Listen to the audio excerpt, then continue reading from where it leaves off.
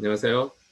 함께하는 풍성교회 중고등부 청년 여러분, 오늘은 창세기 3장 말씀을 중심으로 진짜 복음과 가짜 복음을 분별하세요 라고 하는 말씀을 나누고자 합니다. 지난주에 하나님은 왜 선악을 알게 하는 나무의 열매를 만드셨을까 라고 하는 질문을 부모님들과 한번 나누어 보라고 이렇게 제안을 했는데, 혹 이 질문에 대해서 생각을 해보셨나요? 하나님은 사람이 자신이 어떤 존재인가를 늘 인식하며 살기를 원하셨어요. 사람은 하나님의 사랑을 받아야 하는 존재라는 것을 알기 원하셨어요. 에덴 동산을 아담이 왕처럼 다스리지만 진짜 왕은 여호와 하나님이라는 사실을 알기 원하셨어요. 그래서 하나님은 동산 중앙에 선악을 알게 하는 나무의 열매를 만들어 놓고 이것을 먹지 말라. 먹는 날에는 내가 반드시 죽는다라고 하는 법을 정하시고, 또 이것을 다른 열매를 먹을 때마다 아담이 매일 이 나무를 보면서 내가 에덴 동산을 다스리지만 전 진짜 왕은 하나님이야 라고 하는 이 사실을, 그리고 자신도 여전히 하나님의 사랑의 다스림을 받아야 될 존재다라고 하는 사실을 인식하면서 살기를 원하셨어요. 그래서 하나님은 선악을 알게 하는 나무의 열매를 만드셨습니다. 사람은 하나님을 형상화한 존재이죠. 사람 외에 어떤 것으로도 하나님은 당신을 형상화하지 않으셨어요. 그러므로 사람이 사람으로서의 제자리에 있지 않으면 사람은 즉시 신으로 별에 버릴 수도 있는 위대한 존재죠. 하나님이 형상이기 때문입니다. 즉 인간 위에 자기를 창조하신 존재가 계시다는 이 중요한 사실을 거부해버리면 그 즉시 자동적으로 인간은 하나님의 자리에 앉으려 하거나 하나님 자리에 앉힐 그 무엇인가 우상을 만듭니다. 하나님은 하나님의 형상으로 지음받은 사람이 이 선악을 알게 하는 나무의 열매, 이 물증을 보면서 매일매일 생명나무와 다른 나무의 열매를 먹을 때마다 하나님이 정말 왕이시고 주인이고 나도 또한 하나님의 사랑의 다스림을 받아야 할 존재다라고 하는 이 사실을 상기하기를 원하셨어요.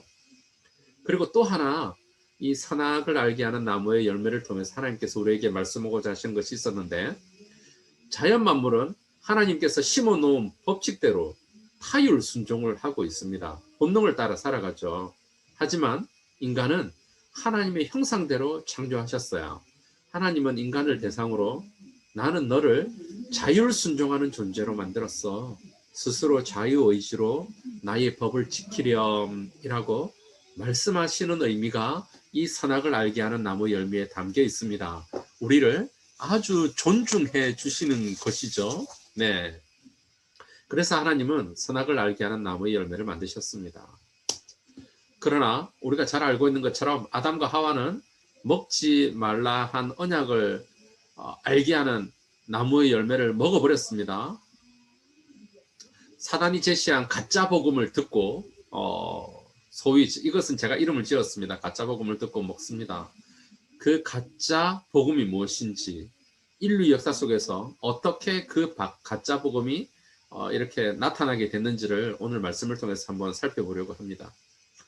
자, 첫째, 가짜 복음, 거짓말이 창세기 2장 16절 17절에 어떻게 나타나는지 우리가 한번 봅시다. 복음이란 복된 소식이죠. 복된 소리죠. 그런데 이 가짜 복음은 이런 겁니다.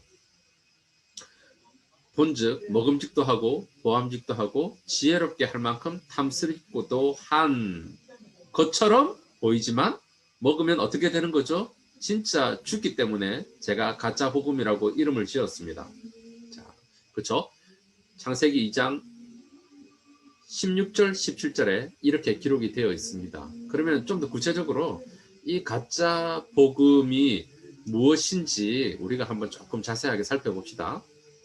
창세기 3장 6절을 보면 첫 번째 이렇게 기록이 되어 있습니다. 여자가 그 나무를 본즉 먹음직도 하고, 죄송합니다.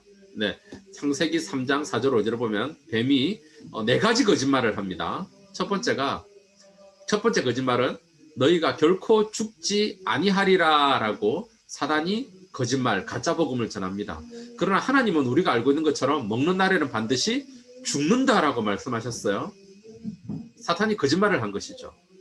그래서 이 이유로 영생 불사를 추구하는 종교를 사단이 사람을 통해서 만듭니다. 영원히 죽지 않는다라고 하는 것을 교리로 가르치죠. 하나님이라는 생명의 근원을 배제해 놓고 영생하려는 종교입니다. 예를 들어 중국의 도교, 그리고 영생불사를 추구하기 위해서 환약, 단약, 연금술, 단전호흡 이런 것들을 합니다. 그리고 힌두교의 탄트리즘, 예를 들어 황홀경에 이르러 신과 합일하는 것을 추구하는 이런 종교가 있습니다. 예를 들어서 요가가 대표적인 것이죠. 세상에는 이렇게 영생불사를 추구하는 종교가 많습니다. 사단은 이 종교라는 것을 사용해서 사람이 하나님께 가는 길을 막고 있습니다. 자, 그러면 두 번째 거짓말은 뭘까요? 너희 눈이 밝아져입니다. 철학에서는 이를 계몽주의라고 부릅니다. 중세 이후 르네상스 시대부터 시작이 되죠. 그러면 사람이 계몽하는 것이 나쁜 것입니까? 그런데 인간의 이성이 모든 것을 판단하는 기준이 됩니다. 이성적이고 합리적이지 않으면 진리가 아니다라고 판단해 버립니다. 이성주의, 과학주의, 더 나아가서 과학 만능주의, 과학 숭배주의, 심지어 과학과 종교가 합쳐져서 미국에는 유포올러지라고 하는 종교까지 있을 정도입니다. 선악을 알게 하는 나무의 열매를 먹어 눈이 밝아졌습니다. 전에는 벗었어도 전혀 부끄럽지 않았습니다. 사랑스러웠죠. 벗었어도 두렵지 않았습니다. 사랑스러웠으니까요. 그런데 이제는 눈이 밝아진 이유 두렵습니다. 부끄럽습니다. 자, 그러면 세 번째 거짓말은 무엇입니까? 하나님과 같이 되어입니다. 이런 것을 범신론이라고 합니다. 모든 것이 신이거나 모든 것에 신이 깃들어 있다라는 것이죠. 너도 신이라는 거예요. 하나님을 인격자 하나님이 아니라 어느 개념이나 원리를 신으로 대신합니다. 대표적인 경우에 노자죠. 노자는 도, 서양 철학에서는 제1원인이라고 이렇게 이야기를 합니다. 우주의 기, 우주의 기를 내가 빨아들이면 우주와 내가 하나가 된다. 합일사상, 내가 곧 신이 된다. 우주와 당신은 하나다. 이렇게 가르칩니다. 대표적인 종교 철학이 불교이죠. 장자의 합일사상, 대부분의 동양 철학이 이 사상을 가지고 있습니다. 그럼 네 번째는요. 선악을 알 줄이라고 하는 거짓말을 사단이 합니다. 선악은 기준이 있어야 무엇이 선한지 악한지 분별이 가능하겠죠. 하지만 절대자라는 기준이 없기에 무엇이 선인지 악인지 알 수 없습니다. 사람마다 기준이 다릅니다. 상대적입니다. 우리가 지금 살아가는 현대를 포스트 모던이라고 하는 단어로 잘 표현을 하죠. 너도 기준이고 나도 기준이고, 그렇기 때문에 절대적인 기준이 없는 것입니다. 그래서 선도 없고 악도 없는 거죠. 왜요? 모든 것에서 하나님이라고 하는 창조주 하나님, 기준이 되시는 하나님, 선악을 분별하는 기준이 되시는 하나님을 이렇게 배제해 버렸기 때문이죠. 대표적인 경우가 불교의 공개념입니다. 이것이 거짓 복음입니다. 결코 죽지 아니하리라. 너희 눈이 밝아져 하나님같이 되어 선악을 알 줄. 아담 하와가 범죄한 이후 인간은 이 네 가지 사탄이 만들어 놓은 거짓말에 속아 창조주, 생명의 근원이신 참 왕이신 하나님을 믿고 받아들이지 못하고 있습니다. 그러나 하나님은 진짜 복음을 들려주셨습니다. 창세기 3장 15절 같이 읽어볼까요?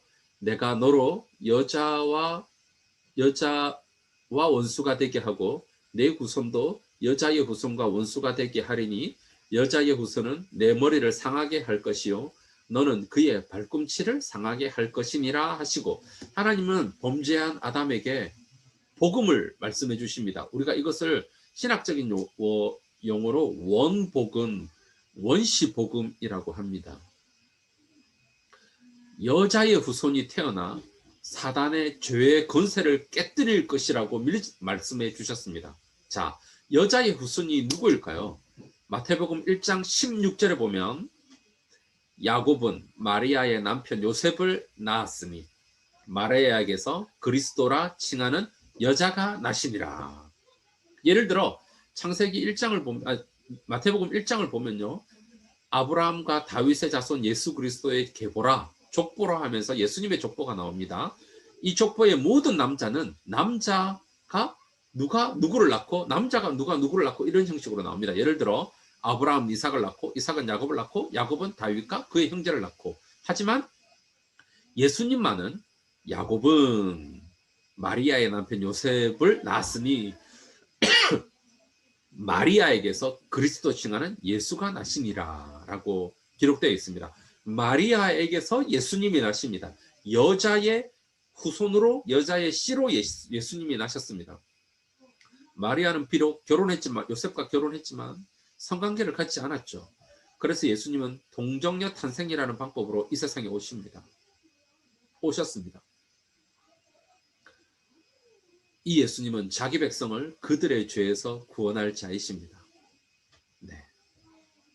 요한복음 14장 6절에 내가 곧 길이요 진리요 생명이니 나로 말미암지 않고는 아버지께로 올 자가 없다고 하셨고, 마가복음 1장 1절에서는 이것을 하나님의 아들 예수 그리스도의 복음의 시작이다, 진짜 복음이다 라고 성경은 우리에게 이야기를 해주고 있습니다. 우리가 창세기 3장을 읽어보았는데 이 창세기 3장에는 가짜 복음도 있고 진짜 복음도 있습니다. 그리고 어떻게 사람들이 가짜 복음을 따라 역사가 흘러갈지에 대해서 성경은 이야기를 하고 있고, 예수님을 통해서 창세기 3장에 예언한 그 진짜 복음이 어떻게 실현되는지도 성경에서 보여주고 있습니다. 자, 그러면 우리 이렇게 한번 생각해 봅시다. 여러분, 지금도 거짓 복음이 있을까요? 지금도 거짓 복음이 있습니다. 성경이 말하는 여호와 하나님이 없는 영생불사를 추구하는 종교, 철학, 과학, 만능주의 등이 거짓 복음이죠. 이것이 여전히 우리 사회를 지배하고 있고 영향력을 주고 있습니다. 하지만 이런 것만 있는 것이 아니라 특히 우리 중고등학교 학생들에게는 이런 거짓 복음도 있습니다. 무엇인지 아십니까? 좋은 대학, 좋은 학과만 들어가면. 설교하는 저 자신 목사님도 중고등학생이었을 때 이런 이야기를 많이 들었습니다. 좋은 대학, 좋은 학과에 들어가기만 하면, 들어가기 위해 특히 고3이 되면 교회도 예배도 멀리하는 친구들이 종종 많았습니다. 좋은 대학, 좋은 학과에 가기 위해 고등학교 2학년까지 가지고 있었던 예배라는 우선순위를 고3 동안 학원으로 바꾸고 대학에 들어가면 주의를 잘 지키고 대학에 들어가기만 하면 그때부터 주의를 잘 지키고 예배 드리면 된다. 그러나 고등학교 3학년 동안은 학원을 가라. 예배를 드리지 말고 이런 이야기를 많이 들었습니다. 앞으로 대학에 들어가고 어른이 되어 직장생활 하다 보면 잊지 마십시오. 이런 저런 어려움을 만날 텐데 그때마다 예배라는 우선순위를 뒤로 미룰 것입니까? 하나님이 우리를 예배하는 존재로 만들었는데 몇 주 전에 영광이란 거울을 통하여 비추듯 하나님의 어떠하심을 우리의 삶을 통해서 잘 반사하면 된다라고 하는 이 하나님의 영광을 드러내야 할 존재로 우리를 만들었는데 이것을 어떤 어려움이 있을 때마다 그 우선순위를 바꾸시렵니까? 그렇게 해서 좋은 대학, 좋은 학과, 좋은 직장에 들어가서 돈을 많이 번들, 그렇게 해서 심지어 이렇게 해서 하나님께서 은혜를 주셨다, 하나님께 감사드리고 영광을 돌리는 것까지 들어본 적이 있습니다. 그런데 그런 고백과 감사를 하나님께서 어떻게 생각하실까요? 좋은 대학, 좋은 학과, 좋은 직장, 돈이 우선순위가 되어서는 안 됩니다. 이미 많이 들어보았을 겁니다. 미래사회는 단편적인 지식을 잘 암기해서 주어진 문제를 빠르게 푸는 식의 인재를 더 이상 원치 않습니다. 사회현상, 자연, 과학, 현상의 본질을 규명할 수 있는 사람, 다른 사람과 협업할 수 있는 사람, 비판적인 사고를 할 수 있는 사람, 다른 사람을 공감할 수 있는 인재를 원하죠.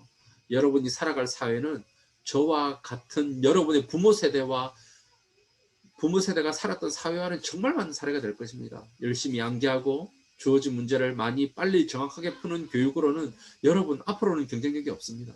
그러니 이런 방식으로 교육을 준비한다면 된다. 이건 진짜 거짓말인 거죠.